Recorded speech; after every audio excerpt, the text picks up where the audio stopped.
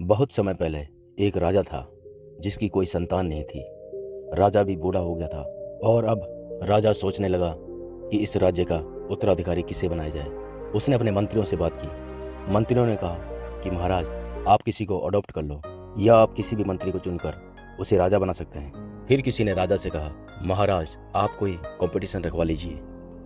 राजा ने कहा, कंपटीशन नहीं, एक सिंपल सा इंटरव्यू रख लेते हैं। राजा ने कहा, यह संदेश पूरे राज्य में फैला दो और कोई भी आदमी इस इंटरव्यू को दे सकता है।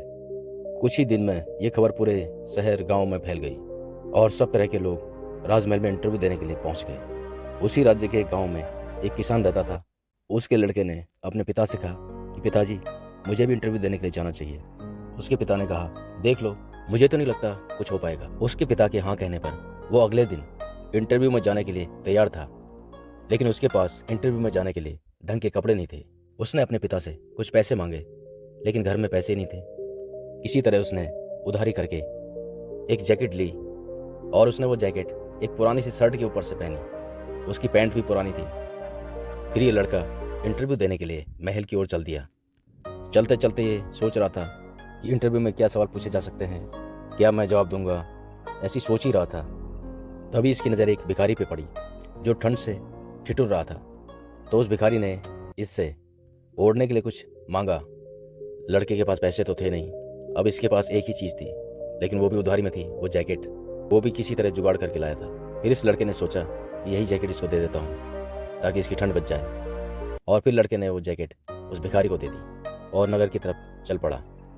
राजमहल में जाकर इसने देखा कि वहाँ पर इंटरव्यू देने के लिए बहुत सारे लोग आए हुए हैं। फिर इंटरव्यू देने के लिए इस लड़के का नंबर आया। जैसे ही अंदर पहुंचा तो इसके पैरों के नीचे से मानो जमीन खिसक गई। इसने देखा कि जो राजा था वो थोड़ी देर पहले भिखारी के भेष में इसको मिला था। फिर इस लड़के ने राजा से पूछा कि आप ऐसे क्यों बने हुए थे। राजा ने कहा, अगर मैं राजा बनके तुम्हारे सामने आता तो मैं जो काम तुम्हें करने के लिए बोलता तो तुम मुझे इम्प्रेस करने के लिए कैसे भी करके वो काम कर लेते। लेकिन मैं तुम्हारे सामने पहले भिखारी बन के आया ताकि मैं तुम्हारे असली चरित्र को, कैरेक्टर को जान पाऊँ। और मैं ये देखना चाहता था कि तुम अंदर से कैसे हो। सर्दी का टाइम था और मैं ठिठुर रहा था और तुमने मुझे अपनी जैकेट दे दी। मुझे नहीं लगता तुम्हारे पास घर पे ज़्यादा कपड़े होंगे। शायद ये जैकेट तुम बड़ी मुश्किल से लेकर आए हो। सबसे पहले तो तुम ये अपनी जैकेट रखो और आज से तुम इस राज्य के अगले राजा हो। उस लड़के ने कहा, आपने तो मुझसे कुछ पूछा ही नहीं। राजा ने कहा, मुझे सब समझ में आ चुका है। वो इंसान दिल से बहुत अच्छा होता है जो बिना किसी स्वार्थ के किसी की मदद करता है और जो अपने पास नहीं है उसके बावजूद भी वो सामने वाले की मदद करने के लिए तैयार रहता है। जो दिल से बहुत अच्छा है वही इंसान सबसे अच्छा इंसान होता है। इसीलिए मुझे इस राज्य के लिए उस राजा की तलाश थी जो दिल से बहुत अच्छा इंसान हो। इसलिए मैंने कोई एज, कोई ग्रुप, कोई भी क्राइटेरिया इस इंटरव्यू के लिए नहीं रखा था। दोस्तों, हम सभी अपनी लाइफ में चाहते हैं कि हमें सभी प्यार करें, सभी चाहें और सभी हमारी मदद करें।